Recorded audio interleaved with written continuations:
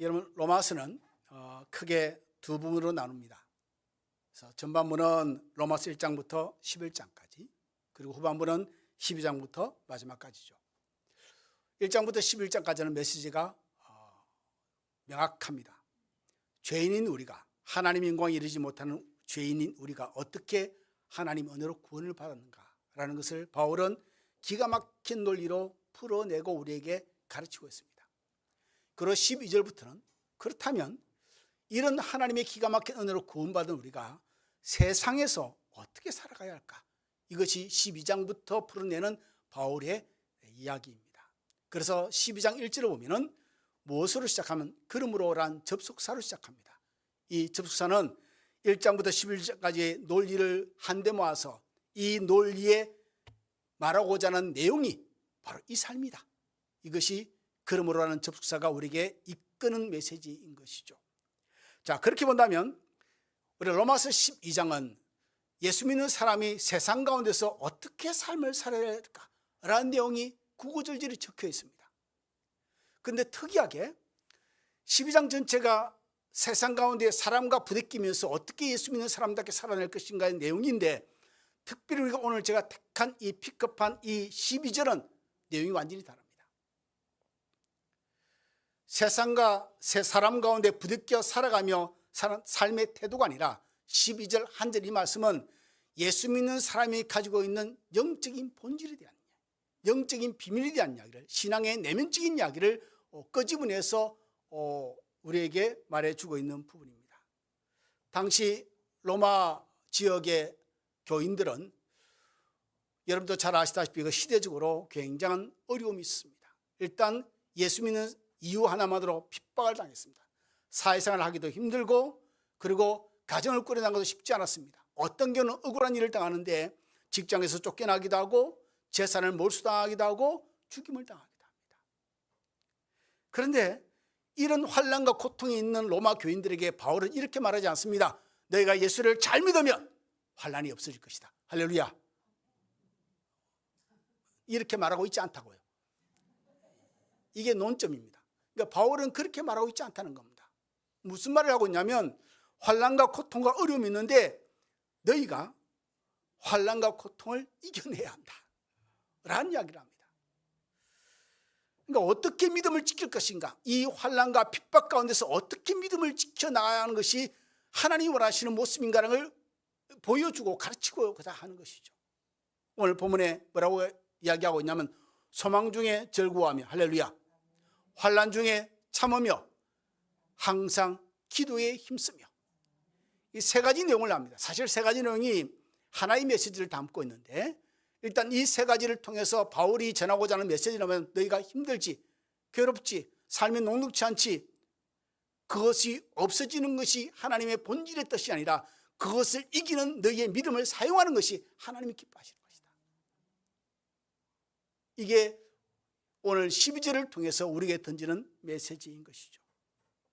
저는 오늘 이 세 가지 교훈 하나하나, 소망 중에 절구하고 환난 중에 참고 항상 기도에 힘쓴 이 세 가지 메시지를 여러분과 나누면서 바울이 그들에게 또한 2000년이 지난 오늘날 우리에게 주시는 하나님의 음성을 듣기를 소망을 합니다. 자, 따라합시다. 소망 중에 즐거워하자. 첫 번째 바울이 우리에게 던지는 메시지입니다. 우리는 흔히 즐거움, 기쁨이라는 단어를 쓸 때 두 가지를 생각합니다. 우리의 성격, 그리고 또한 환경. 이 두 가지에 의해서 우리의 기분이 좌지우지되고 결정된다고 말합니다. 어떤 사람은 그럴 수 있죠. 뭐 정말 하늘이 무너지는 일 외에는 그 사람 성격상 낙천적이고 늘 이 사람이 밝은 성격이라 뭐 조그만 일을 당해도 It's okay, 뭐 괜찮아, 아무렇지도 않아, 뭐 이런 사람이 있습니다. 저 사람 원래 성격이 저래, 원래 성격이 밝아 라고 할 수도 있습니다. 또 어떤 경우에는 환경이 정말 대박이 터졌어요. 와, 어제 로또가 하나 터져가지고, 그것도 하나가 아니고 내가 번호를 똑같은 걸 3개 넣었더니 그게 1등이 됐네. 그럼 1등이 3개가 된 거예요, 여러분. 기뻐하지 아니할 수가 없는 일이죠. 얼마나 기쁩니까? 그런데 성경은 그걸 이야기하고 있지 않습니다. 너희가 로또를 마시니 당연히 기뻐할지어다. 너희가 정말 너희의 삶이 불편함이 없으니 즐거워할지어다 라고 말하지 않고 이렇게 말합니다. 너희는 소망 중에 즐거워하며.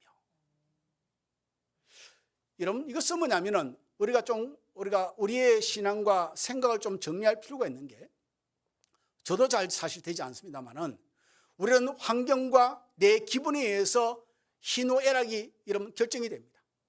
그런데 성경은 말하기를 이렇게 말합니다. 단 한마디로 소망 중에 즐거워하라. 그러니까 하나님이 말씀하시는 것은 그럼에도 불구하고죠, 너희가 로또가 당첨이 안 되고 로또를 매주 사서 1년 동안 사는데도 500원짜리, 500원짜리입니까 여러분? 1000원짜리입니까? 그것밖에, 꽁돈밖에 안 돼. 가끔. 그래도 즐거워합니다. 우리가 삶을 살다 보면 병이 들기도 하죠. 그래도 즐거워합니다. 하나님의 명령입니다. 그러니 환경과 내 성격에 의해서 어떤 사람은 더 즐거워할 수 있고 어떤 사람은 조그마한 문제에도 더 지옥의 나락으로 떨어질 수 있는 것이 우리의 상태인데 불구하고 하나님은 말씀하기를 소망 중에 즐거워하라. 여러분, 이것을 우리가 좀 기억할 필요가 있는 것이 하나님의 명령이라는 겁니다. 다르게 표현하면 우리의 환경과 내 성격상 즐거워하는 것이 쉽지 않은데 하나님의 명령은 즐거움을 요구하고 있다는 것이죠. 그러니 예수 믿는 사람이니까 이 명령을 순종할 절대적 상태에 있는 것이 예수 믿는 사람이라는 거죠. 내 눈에 보이는 것, 느껴지는 것, 들리는 것이 나를 즐겁게 하는 일이 별로 없어도 즐거워하랍니다. 그런데 여러분, 바울이 이렇게 말하지 않죠. 감사한 것은 너희는 환경 중에 즐거워하라. 이 말의 의미는 환경이 안 좋으면 즐거워하지 않아도 되고 환경이 좋으면 즐거워하라는 의미로 해석이 될 수 있습니다. 그런데 오늘 본문은 말하기를 너희는 소망 중에 즐거워하라. 이 소망이 뭘까?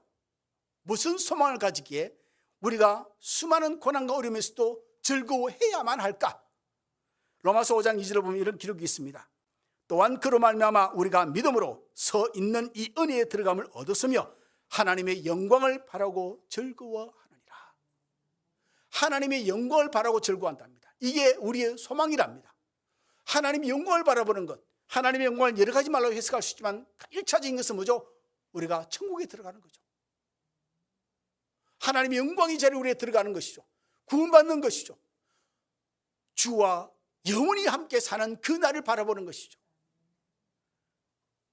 본문이 말하는 즐거움은 그 즐거움을 말합니다. 너희가 지금은 너희가 별로 즐겁지 않고 참 근심과 걱정이 많지만 저 내일을 바라보고 하나님의 영광을 바라보고 이때의 너희의 마음 상태를 다스릴 줄 알라라는 메시지입니다. 여러분, 어떤 사람이 시골에서 가난을 이기기 위해서 집을 떠나서 홀로 객지 생활을 하면서 돈을 모으기 시작했습니다. 저 형님이 그랬습니다. 부산을 떠나서 대구에서 모으는 돈의 95%를 모았습니다. 저금을. 그때는 저금이 최고죠. 그리고 나머지 5%로 생활을 했습니다. 정말 처절하게 돈을 모았죠. 처절하게. 그래서 그 기반으로 사업을 시작했습니다. 자, 어떤 사람이 그렇게 서울로 가서 정말 아끼고 아껴서 돈을 모아서 어느 정도 기반을 닦았습니다. 그동안은 집에 한 번도 찾아가야 했습니다. 명절도로 내려가지 않고 부모한테 찾아 인사도 못 드리고 몇 년을 그렇게 살다가 이제 기반을 가지고 이제 내일 명절날 이제 내려갑니다. 나름대로 일가를 이루었으니까. 그 전날 얼마나 마음이 벅찰까요? 이제 부모님을 떳떳하게 뵐 수 있겠구나. 내 당당한 모습을 부모에게 보일 수 있겠구나. 부모님이 나를 칭찬하겠구나. 여러분, 이게 자식의 마음에는 항상 있습니다. 바로 그 마음이라는 거죠. 우리의 지금 이 삶을 성경은 말하는 나그네 인생이라 그럽니다. 이 삶이 척박하고 힘들다고 무너지지 말라는 겁니다. 언젠가 우리가 주님을 만날 그 소망, 그 하나님의 영광을 바라보며 그 기대감을 가지고 오늘의 환난과 핍박을 이기며 소망 가운데 즐거워하는 삶을 지켜나가라는 겁니다. 우리가 잠깐 봤듯이 로마서 5장 2절에 뭐라고 그러죠? 어떻게 즐거워하라고요? 하나님의 영광을 바라며 즐거워하라. 우리가 개천은 가뭄이 오래지면 말라서 물이 보이지 않을 수 있습니다. 그러나 지하수, 그 밑에 있는 지하수는 마르는 법이 없습니다. 넘쳐나진 않지만 항상 샘의 근원은 있는 것이죠. 성도들이 하나님의 영광을 소망 삼다면 이 세상 가운데서 세상에서의 소망은 끊어질 수도 있지만 하나님의 영광은 소멸되지 않습니다. 하나님은 영원히 소멸되지 않는 분이고 그의 약속은 신실하신 분이라 반드시 우리를 영원한 하나님 나라 천국에 이끌어 가실 분이십니다. 그러니 오늘 우리가 삶이 혹 척박하고 힘듦이 따져도 예수 믿는 사람이니까 그 하나님을 신뢰하고 그 하나님 나라를 바라보고 하나님의 영광을 기대하며 오늘의 삶을 즐거움으로 채우는 저와 여러분 되기를 주님으로 축원을 드립니다. 여러분, 두 번째 이야기입니다. 따라합시다. 환난 중에 참으라. 바울이 소망 중에 즐거워하라, 소망이라는 이야기 꺼낸 다음에 그 다음에 환난에 대한 이야기를 합니다. 이유가 뭐냐면 심플합니다. 소망은 환난을 이깁니다. 소망은 환난을 이기게 되었습니다. 우리의 소망이 크면요, 지금의 환난, 지금의 삶을 딛고 이렇습니다. 여러분, 옛날 우리 부모 세대 60년, 70년이 지나면서 그 가난한 하루 끼니 한 끼 먹는 것도 어려운 그 시대에 부모들의 꿈이 뭔지 아십니까? 내 자식은 나보다 더 잘 살게 만들어야지. 그 가운데서 학교 보내고 공부시키고 본인은 못 배우고 못 먹어도 그 꿈이 있었습니다. 그러니 밤잠을 설치면서 자식 뒷바라지하고 끼니 안 굶게 있다고 애를 쓴 시절이 있었습니다. 저도 제 기억에 저희 아버지가 새벽 4시에 나가고 밤 12시 넘어서 들어옵니다. 언제 잘까요? 이 양반이 한 2시간, 3시간밖에 안 잘 거예요. 저는 어린 시절에 기억이 납니다. 아버지 나가는 것을 못 보고 아버지 들어오는 것을 못 봅니다. 어릴 때 아무도 없으니까 저 혼자서 혼자 잠드는 거죠. 어린 나이에. 그 기억이 생생합니다.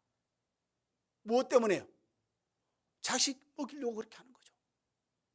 여러분, 이게 우리의 소망입니다. 바울은 너희가 참된 소망을 가졌다면, 이 진짜 참된 소망 가운데 즐거움을 주지 않다면 이 참된 소망은 환난을, 역경을, 고난을 피해가지 아니하고 그것을 통과한답니다. 왜냐하면 소망이 그 힘이 있습니다. 환난을 통과하는 힘이 있습니다.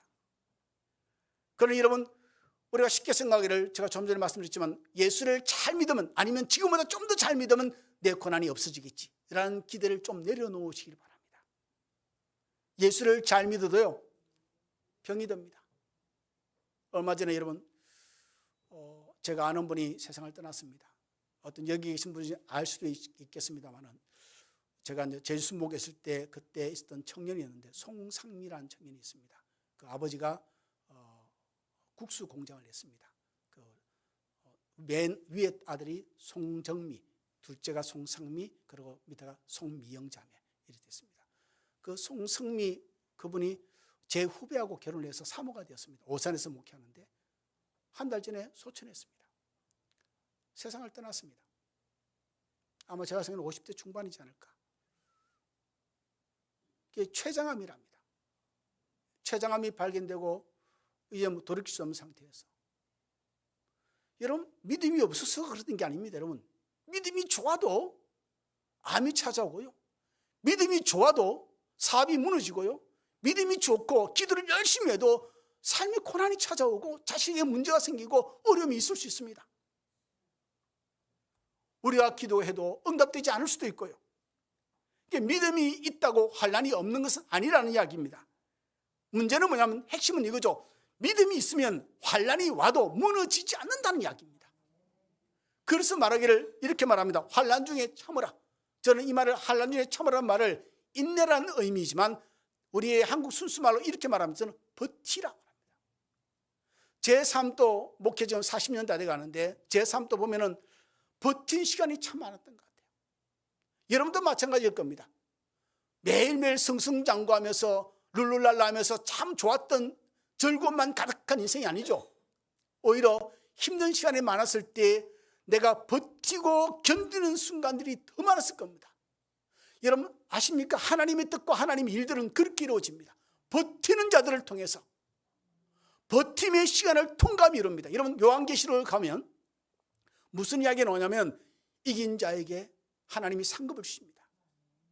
이기는 자에게 생명의 멸류관을 줄 것이고 석잔의 멸류관을 줄 것이고 의의 멸류관을 줄 것이고, 이 이긴 자가 누군지 아십니까? 환난의 때를 참으며 버티고 견딘 사람들입니다. 그 사람들이 뭐냐면 초대교회에 나오는 믿음의 유인들입니다. 그래서 바울은 말합니다. 환난 중에 참으라는 겁니다. 버텨보라는 겁니다. 성경에 있는 하나님의 약속을 붙들고 믿음의 자를 끝까지 지켜내는 겁니다. 그냥 자포자기 하듯이 다 내려놓고 그냥 아무것도 안 하는 것이 버티는 게 아니고 참는 게 아닙니다.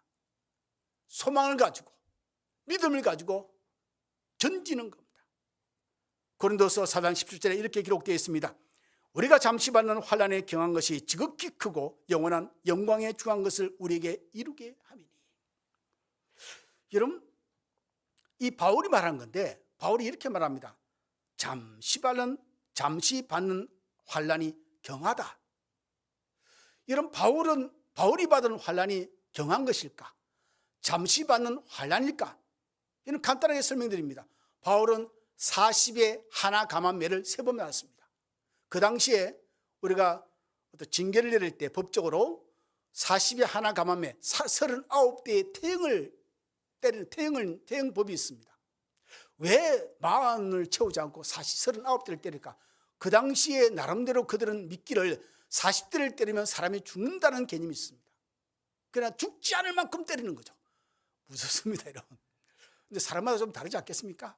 어떤 사람은 30대 맞다가 죽을 수도 있고 어떤 사람은 50대 맞아도 버틸 수 있지 않겠습니까? 하여튼 그것이 기준이었던 것 같습니다. 죽지 않을 만큼 때리는 39대의 매를 3번을 맞았습니다. 풍랑을 만나서 파손돼서 죽을 뻔하기도 하고, 나름대로 대적하는 사람들이 있어서 여러분 그를 죽이려고 덤비드는 사람들도 있었고, 정말 궁핍의 고난도 있었고. 그런데 그것을 바울은 이렇게 말합니다. 2가지죠. 잠시 받는 환난이라 그러고 하나는 경하다가 말합니다.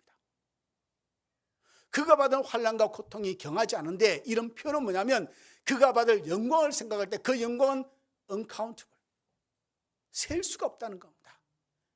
내가 받는 고난과 고통과 비교할 수가 없이 너무너무 거대하답니다. 그래서 그의 표현이 그렇게 표현합니다. 잠시 받는 환난, 그리고 경하다라고 표현합니다. 아무리 작은 고난도 그 고난을 뚫어지게 바라만 보고 있으면 그것이 점점 커집니다. 작은 고민인데 그 고민을 밤새 하고 있으면 내 몸이 쇠약해집니다. 정말 잠언에 있는 말씀처럼 뼈가 상합니다. 우리의 삶이 무너집니다. 우리가 고난의 근심에 걱정의 문제에 내 눈을 고정시켜버리면 답이 없습니다. 하나님은 점점 작아지고 문제가 더 심각하게 내 마음을 옥죄게 됩니다. 그러나 우리가 만약 우리의 눈을 돌려서 하나님을 바라보면 하나님은 전지전능하신 하나님이라 능치 못한 이 없는 하나님이시니, 여러분 우리가 어떤 문제를 가졌든 어떤 질병을 가졌든 어떤 고난 가운데 있든지 그것을 능히 이기게 하시는 하나님이지 않습니까? 그 이야기를 하는 겁니다. 너희가 당한 환난을 무너지지 말고 버텨보라. 우리가 믿는 하나님, 우리의 소망이 하나님께 있는데 그 하나님이 이기게 해 주실 것이다. 감당하게 해 주실 것이다. 그 이야기를 하는 겁니다. 여러분, 지금은 제가 그것을 안 하는데 한번 2번 정도 그랬던 것 같습니다. 육지로 가기 위해서 배를 탄 적이 있는데요. 완도 쪽으로 가는 그 고속선이 있습니다. 배가 보통 3시간 반 걸리는 거리를 1시간 반이 갑니다. 저는 좀 그런데 좀 효율적인 생각을 하는 사람이라 어리석죠. 인간적인 생각합니다. 1시간 반, 좋지. 집사람과 탔습니다. 죽는 줄 알았습니다. 다른 배는 밖에 나가서 바람도 쐴 수 있습니다. 이 고속선은 밖에 못 나갑니다. 큰일 납니다. 엄청 빨리 달리는데 튀어나가면 그냥 죽죠. 밖에 나가지도 못하게 만들죠. 배 안에 앉아서 가만히 일어서지도 못합니다. 일어서 다니면마저 이 롤링이 심해서 굉장히 힘듭니다. 멀미가 오는데요. 뛰어내리고 싶은데 뛰어내리고 둘째 문제고 밖에 나오고 싶은데 방법이 없습니다. 근데 여러분 한 가지 소망은 있죠. 뭔지 아십니까? 조금만 더 견디자. 그럼 완도 도착한다. 이게 3시간, 4시간 가지 않을 걸 압니다. 1시간 반만 버티면 됩니다. 1시간 반이 아니죠. 한 30분 지나서 롤링이 생겨서 멀리 왔으니까 1시간만 버티면, only just 1 hour. 예. 1시간만 버티면 되니까. 우리의 삶이 이와 유사하지 않을까. 저와 여러분들은 가는 목적지가 명확합니다. 하나님의 나라, 주님 계신 나라, 영원히 주와 함께 살 영원한 고통도 없고 질병도 없고 죽음도 없고 기쁨과 즐거움을 가득한 그 나라. 언젠가는 우리는 그 나라에 다다를 줄 믿습니다. 시간이 좀 걸리겠죠. 누군가는 열흘, 누군가는 1년, 누군가는 30년, 누군가는 50년 더 시간을 보내야 할지도 모르겠습니다. 그러나 반드시 우리는 그 시간이 올 것이고 그때가 올 것이고 그 나라에 다다를 줄 믿습니다. 지금 잠시 우리의 삶이 환란이 있고 어려움이 있다고 배에서 탈출한 것은 가장 어리석은 인간이고 믿음의 길을 벗어난 것은 가장 어리석은 선택이 되겠죠. 그래서 오늘 히브리서 10장 36절에 성경은 이렇게 우리에게 교훈하고 있습니다. 너희에게 인내가 필요하면 너희가 하나님의 뜻을 행한 후에 약속하신 것을 받기 위함이라. 할렐루야. 환난은 우리의 삶에서 영원히 떠나지 않습니다. 이 땅에 사는 동안은 어쩔 수 없습니다. 그러니 버티는 은혜를 기르시기 바랍니다. 버티는 맷집을 좀 더 강하게 하시기 바랍니다. 인내는 내가 환난이 없는 것처럼, 내 삶에 아무 문제가 없는 것처럼 프리텐디, 그냥 이렇게 있는 게 아닙니다. 아닌 척하는 게 인내가 아닙니다. 이렇게 하십시오. 힘드십니까? 우십시오. 하나님, 괴롭다면 괴롭다라고 하나님께 외치십시오. 통곡하려면 통곡도 하십시오. 그러니 이렇게 하십시오. 울면서도 하나님을 붙들고 있고 통곡하면서도 하나님 자리에서 떠나지 말고 내가 괴로워 고통스러우면서도 주님 앞에 나오시기 바랍니다. 이게 버티는 겁니다. 그냥 얼굴에 표시를 안 내고 울지 않고 있는 게 참는 게 아닙니다. 여러분 착각하지 마십시오. 우십시오. 통곡하십시오. 괴롭다고 외치기 바랍니다. 너무 힘들다고 하나님께 외치기 바랍니다. 그러면서도 주님 앞에 오시기 바랍니다. 그게 버티는 겁니다. 그게 환난 중에 참는 겁니다. 고난이 길어져도 하나님의 시간은 결코 늦지 않을 겁니다. 응답이 보이지 않아도 하나님은 우리 가운데 일하고 계심을 놓치지 말기를 주음으로 축원을 드립니다. 마지막입니다. 따라합시다. 항상 기도에 힘쓰라. 그냥 쉽게 말하면, 문자적으로 이해하면 항상 기도에 힘쓰라는 것은 계속 기도하는 겁니다. 24시간. 저는 못합니다. 여러분 데살로니가전서 5장 17절에 이렇게 기록되어 있죠. 쉬지 말고 기도하라. Pray continually. Pray continually. 쉬지 말고 기도만 하라는 겁니다. 이게 문자적으로 그런 해석입니다. 우리가 소망 중에 즐거워하는 것, 환난 중에 참는 것 만만치 않습니다. 오늘 설교를 듣고 그렇게 우리가 작정하는 분도 있을 수 있겠죠. 그래, 내 환경에 매이지 않고 내 성격을 따라가지 않고 내가 소망 가운데 즐거워하는 하나님의 은혜 가운데 살자. 혹은 내가 힘듦이 있지만 이것을 잘 버텨내자, 이겨내자, 한번 버텨보자. 근데 안 됩니다, 여러분. 우리의 의지의 한계고 우리의 인내의 한계가 다가오기도 합니다. 고난이 길면요, 인내도 마지막 시점이 우리에게 찾아옵니다. 그래서 필요한 게 이겁니다. 바울이 요구합니다. 항상 기도에 힘써라. 항상 기도하라. Pray continually. 계속해서 기도하라. 여기에 힘쓰라는 단어는 노력하라는, 애를 쓰라는 겁니다. 그냥 기도 몇 번 해보고 끝나지 말고 노력을 하라는 겁니다. 노력을 하라는 겁니다. 우리의 의지는 생각보다 약합니다. 인생을 살다가 사람에게 위로받지 못하면 우리의 마음이 무너집니다. 그리고 기도응답이 넘어져도 낭망합니다. 그래서 하나님은 우리에게 말씀하십니다. 기도해라. 근데 이 기도는 힘써야 한다. 노력해야 되는 일이다. 말씀은 너희가 기도하면 모든 문제가 해결될 것이라고 우리에게 말씀하지 않습니다. 그러나 여러분, 병이 금방 사라지지 않고 문제는 사라지지 않지만 우리가 병을 대하는 태도가 달라지고 고난을 당하는 우리의 마음이 달라집니다. 두려움을 지배하는 내 마음이 하나님의 평강으로 우리에게 채워집니다. 이게 기도하면 달라지는 모습입니다.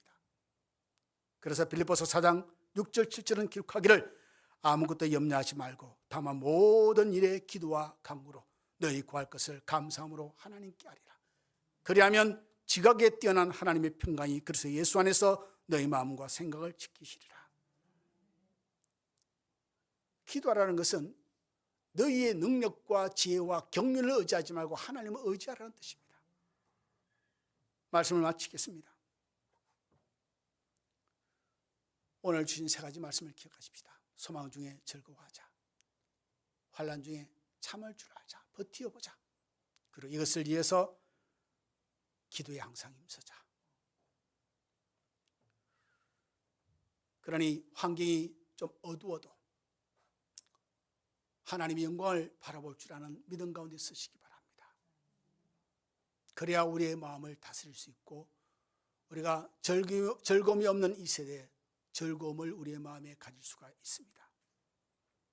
환난이 길어져도 낭망하지 마십시다. 버텨내고 인내하고 참는 믿음을 동원하시기 바랍니다. 힘들면 기도하십시오. 버티기 힘들고 즐거움이 찾아오지 않으면 기도하십시오. 하나님을 신뢰하고 의지하시기 바랍니다. 주님, 나를 좀 도와주십시오. 내 마음을 붙들어 주시오. 기도하시기 바랍니다. 그리고 기도하면서 우리가 기억하십시다. 소망 중에 즐거워하고 환난 중에 참고 항상 기도에 힘쓰는 것이 이 시대를 살아가면서 우리가 가지는 중요한 삶의 태도라는 것을, 그래야 세상 가운데 섞여서 사람 가운데 섞여서 예수 믿는 사람으로 우리가 살아갈 수 있다는 것을 기억하고 이번 한 주간 또 우리 믿음 가운데 승리하는 저와 여러분 되기를 주님으로 축원을 드립니다. 기도하겠습니다.